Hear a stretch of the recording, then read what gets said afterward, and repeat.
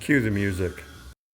Let's hang a new door shell in a Chevelle. Shall we? Shall we? Shall we? Shall we? Door shall we? Shall we? Listen, there's probably, if you look it up, there's probably, I'm just going to take a guess. I'm going to say 1,369 videos showing you how to put a door on a car, hang a door, adjust the door, whatever. But I can pretty much guarantee you that I'm going to be more entertaining. So we decided on the Chevelle that since this door is a steaming pile of shit, this is the door that was on the car when he bought it, and actually, this is not the original door to the car. The other one was, Passion Door 1 was. So with this door being a steaming pile of shit, and he had purchased another door to put on the car, and the only difference between this door and the other car was somebody had picked some of the corn out of the other door. So he bought a new one, and some of my bitch, they ain't free. So what we're going to do is, there's a couple of ways to do it, procedures, depending on what state your car is in. Now what I've done is the door was on a coal. That's how they say car in the States. I've seen that on NASCAR. We're going to make some adjustments on a coal. So the door was on a coal, and I removed it. See what I'm saying to you? And the way that I removed it, well, I don't got to show you. I'll just tell you. I just unbolted the door at the door and left the hinges in place. Now, on this coal, those hinges have never been removed. And actually, they're pretty good. They don't need pins and bushings or nothing in them. But they're in their factory adjusted location. So if you're taking a car apart for the first time and you're going to fit up a different door, I suggest you do that. The same with the post here for the latch. Can you see my finger doing that? I think you can. Where the post is for the latch, I have left it where it goes as well. I did do some adjustment on the door a long time ago I did that. Just to make sure that it fit the car. I was happy with the way it fit the car. So the post and the hinges are there. So I'm going to slip the new door, being this door. In between our factory locale. So the first thing I got to want to do is pull the latch out, because to hang the door, what I'm going to do is I'm going to walk up to the car and I'm going to stick the door on there, and I'm going to use the latch to support the rear of the door, and as well as supporting it, it's going to somewhat adjust it. See what I'm saying to you? Back to that again. But of course, the stinking screws won't come out, so we got to get. Shit's got to happen.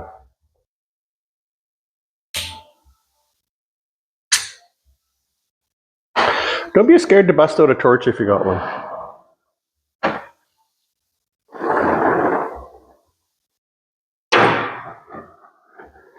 The screws won't come out is where we're going with this here. There it is.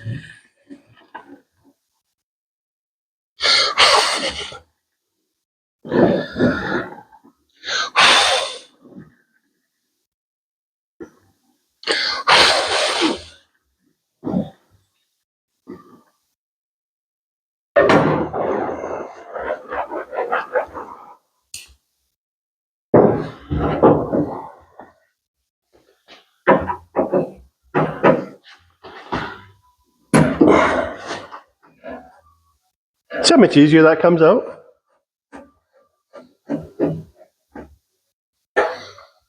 Don't touch that.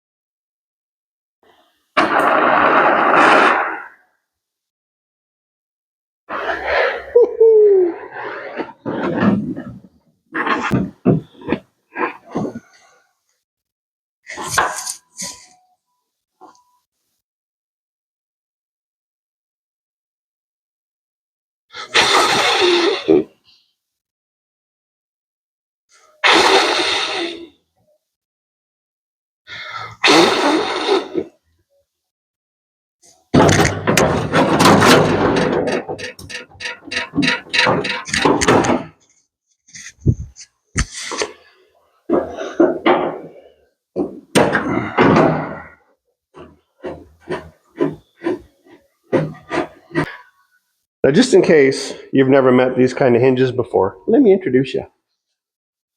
So this is what you got. So we'll call this will be the car side, and then we'll call this, that'll be the door side, right? So now GMs are a nice example on this because I'm not even going to get into Dodges. In Dodges, some of those bolts come from the inside out, and it's in behind the dash. And if the dash is in the car, well, you can kiss a monkey's ass. So this is nice because this is a GM, and GMs are quite accessible. Now this, the car side of the hinge, is where you're going to get forward and backward adjustment of your door. And with the forward and backward adjustment, well, that's where you're going to open and close this gap. See what I'm saying? You will also get some up and down because the holes in behind there are going to be square and they're going to have a plate. One thing that you'll run into, and I can show you because it just caught my attention now, is this guy right here. That's our fender bolt. It's where our fender comes through and bolts to. Now you see this stuff squirting out here? That's a sealant that the factories put in, and most factories do that. When they zip the cars together, they put some shit around there, some kind of putty around there, and then it squishes out and seals a bolt up. But what happens is, so you don't get no adjustment here on a coil, but on your fender and a lot of times on your hinge, that putty will get into the hole for your adjustment, which I'll show you, and it hardens up, so then your bolt only goes where it went. So if you have to adjust, get over there. If you got to adjust something, you can't really do it with that putty in there. So I suggest, now like I said, in here, you don't really have any adjustment because it's just a bolt hole. But if this was something, which I'll show you on the door, if this was a floating insert in here and you had that putty around there, you're only going to get your bolt in the one spot. So you're not going to get any adjustment. See what I'm saying? Here, I'll show you right now. So this is what I'm talking about. So this is where your door bolt goes. And this is a plate that floats around back there. See that? Geez, that one doesn't go down very far either there. That might wind up being a problem. But they both do. So that putty, get over there. That putty, like I'm talking about, it would fill your adjustment up here and you would just have the hole for that, so you wouldn't get the adjustment. Jesus, that doesn't got much either. I'm going to have to doctor that up before I try to put this door on because that needs to move. So anyways, on the car, so this is our door side. This is our upper hinge we're looking at here, lower upper. So on the car, like I said, you get forward and back. Now on these doors, this is where you get your up and down to adjust your door up and down on the car. Add, some, and in and out. So the in and out is where you adjust your door to your fender and to your quarter panel. Is by moving it in and out. I'll show you that on the car.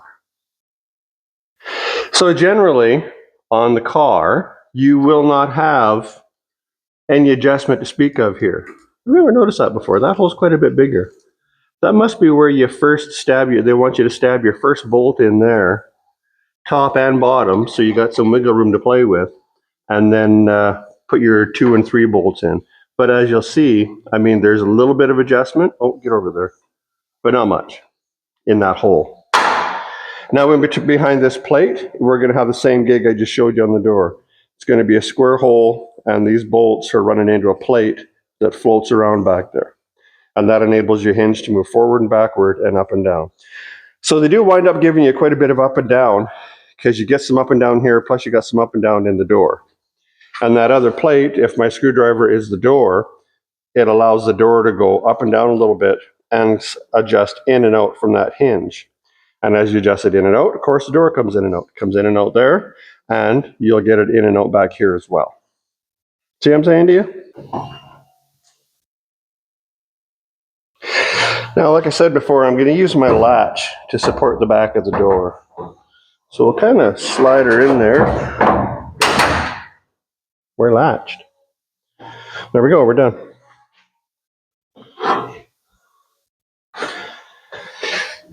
Now,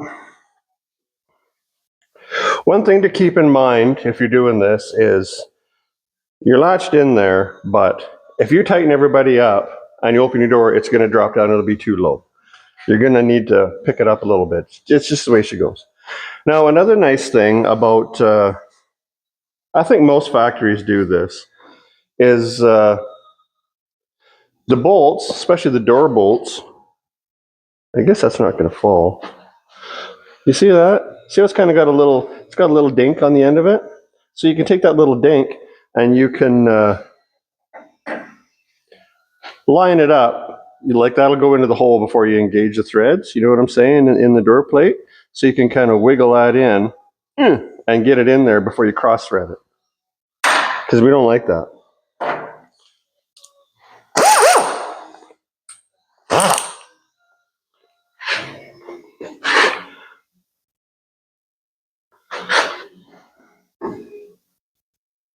Here, does that help you? Oh, careful. Easy.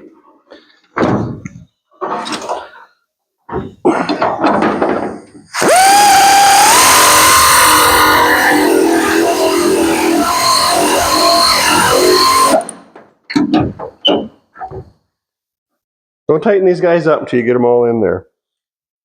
Or well, at least till you get a couple in there anyways.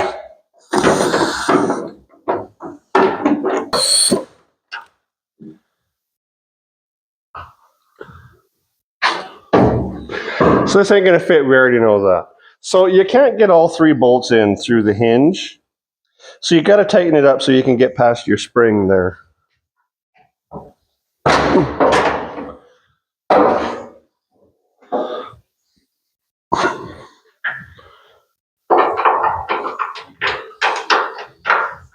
So I got a problem right off the giddy up.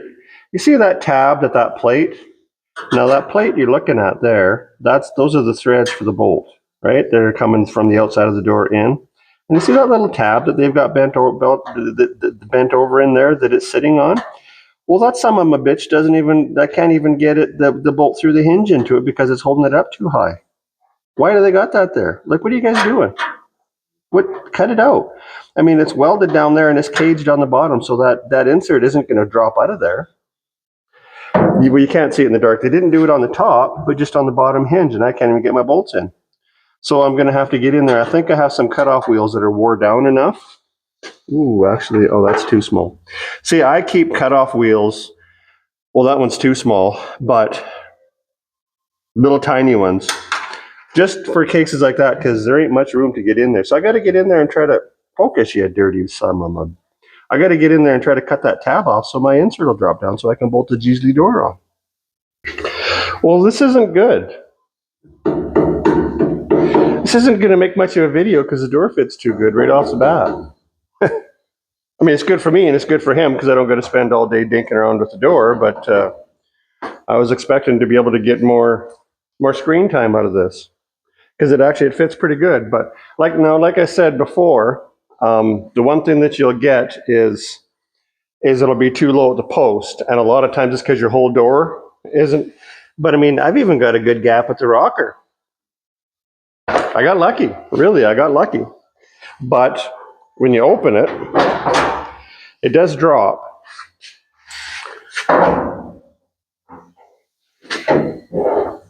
Because you had to get it to close again, I got to lift it. But, so what I got to do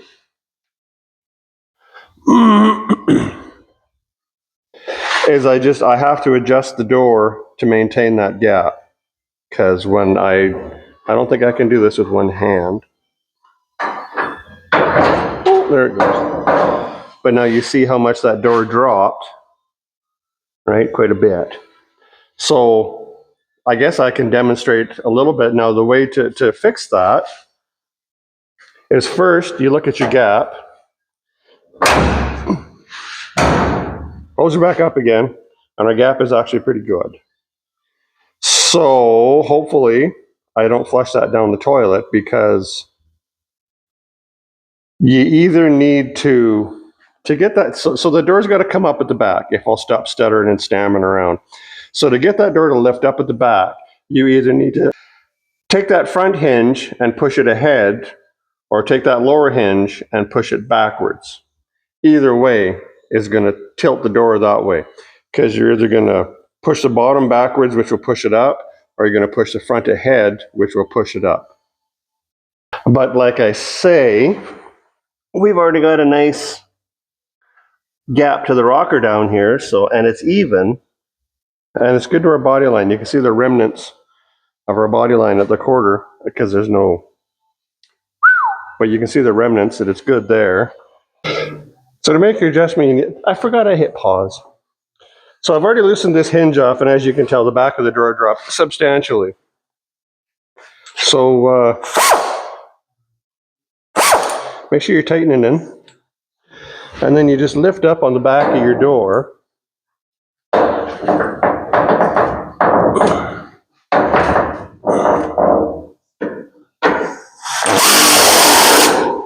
When you're adjusting hinges and stuff, always tighten up all your bolts. So we've got 3 on either end, so when you make an adjustment, tighten them all up, because those bolts being tight, they're going to suck the hinge right flat. Now if that hinge, if it's loose, then it'll cock that hinge a little bit, and as it cocks that hinge, it'll change where it's pointing your door. You know what I mean? Right flat is like that. If the back of this hinge is cocked out a little bit, well, it's going to allow that door to come out, and it'll allow it to go ahead a little bit. And then when you suck it in and it pushes in, it'll push in and it'll push the door backwards a little bit too, believe it or not.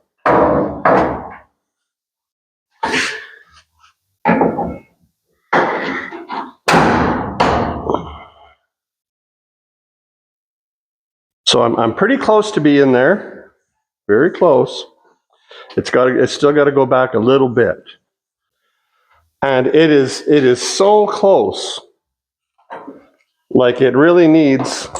I mean, like it or not, in Canadian measurements, it really needs, like, it only needs to go back like a millimeter, because it's magnified throughout the length of the door. It's like leverage. You're prying on something a little bit here, well, it moves a whole lot at that end. It moves more than you pry it because of leverage. You know what I'm saying? So in something like this, where I just need a little bit, so what I'll do is I will loosen 2 off quite a bit.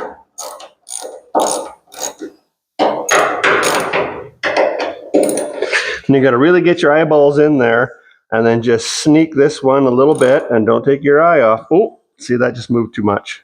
I'll guarantee it. That was probably my millimeter. I just let it slide back on its own.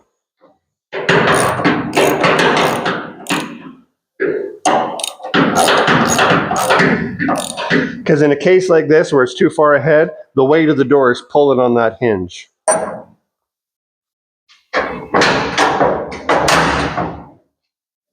That.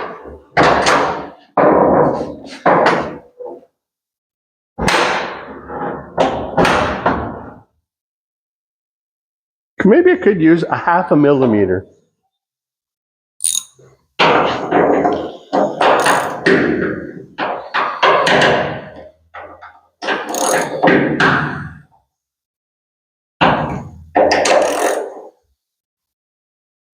So I'll get it there, and I'll just, I think that's all it took. I mean, when it's this close, if you lose it, then you got to start all over again, right? So you got to be sneaky with stuff.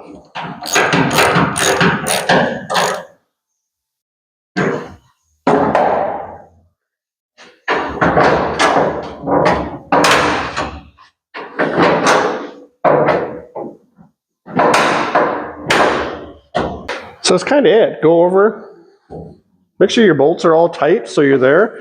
Now, to do an absolute final fit on this, which I will do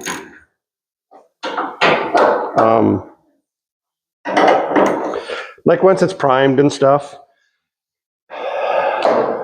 So to do a final fit on this thing, I have a weight. I got a hunk of iron that weighs approximately 25 pounds.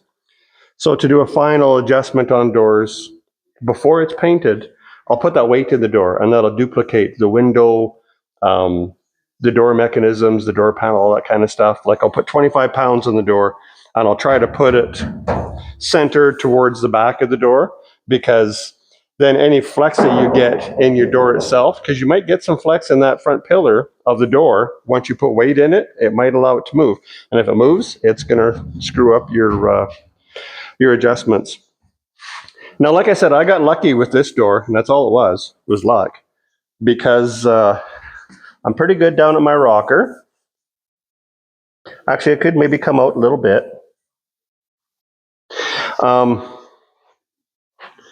And up top, well, honestly, I won't know if I need to come in or out here until my fender is on. But I got close to the same in and out gap there. I'm a little tighter to the drip rail on this side than I am on that side. And that could be due to the curve of this, but I won't know that until I've got the fender on. I will be putting the fender on because I got to do some repairs to the bottom of the fender. And I got to do an inner brace repair, which is going to change the shape of the bottom of that fender. So I need my door and everybody in place so I can make sure that my fender is going to play my game. Now, when you're doing this, I couldn't really demonstrate it on this, and I'm not going to screw everything up just to prove a point. If your door back here, can you see me back here? If your door back here, if you're in too far and you're out too far there, or vice versa, if you are out too far at the bottom and you have your post in the door, then what you want to do is you probably want to take the top of your door and pull it out. Because what happens is your door will teeter-totter on the post in the jamb. It'll pivot on that post. So if your top's out, chances are pretty good your bottom's going to be in too far, right? And when you pull that bottom out, it's going to do this. The bottom will come out, the top will go in. Same with this way. You pull the top out, the bottom goes in. You push the top in, the bottom will come out. It won't do that without the post in there. Without the post in there, the door will just, you pull the top out and your top will come out because the post isn't anchoring it. Once you put this third point at this end, it's going to pivot on that point. Does that make sense to you? You got the post there. So once your latch grabs a post, well, it can't come in and out there. So it's going to pivot. So again, out, in, out, right? So when you put it in here, if you put your post in there and all of a sudden your door hangs out at the top, but it's okay at the bottom.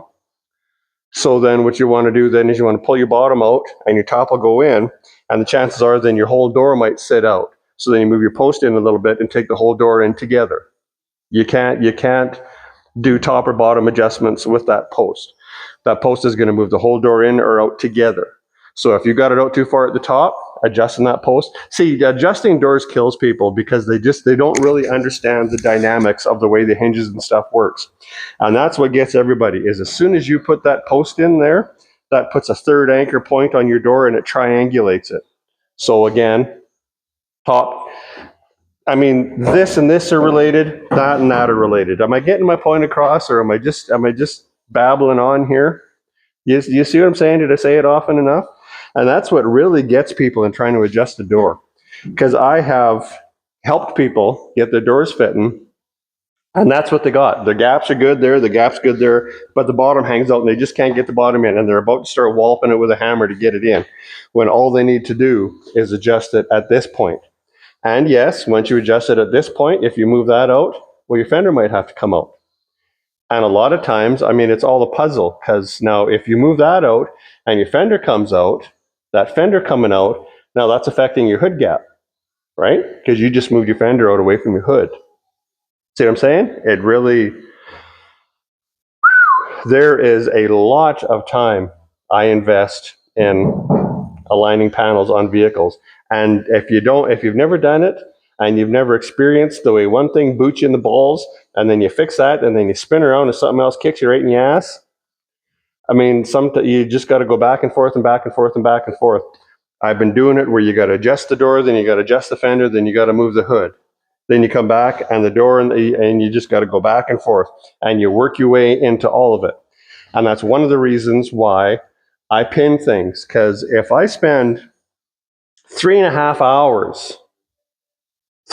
hours, and I've spent more than that in the past, adjusting a door and a fender to fit, and it's before that it's painted, because you don't want to move stuff around that much while it's painted.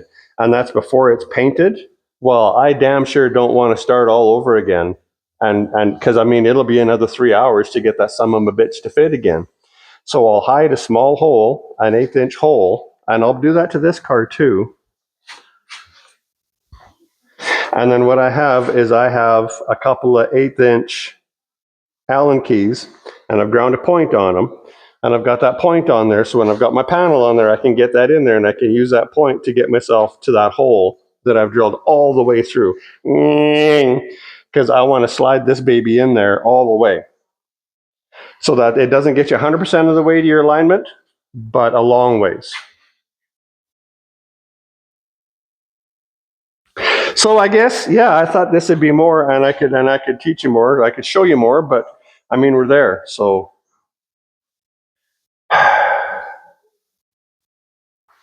If you got something out of that,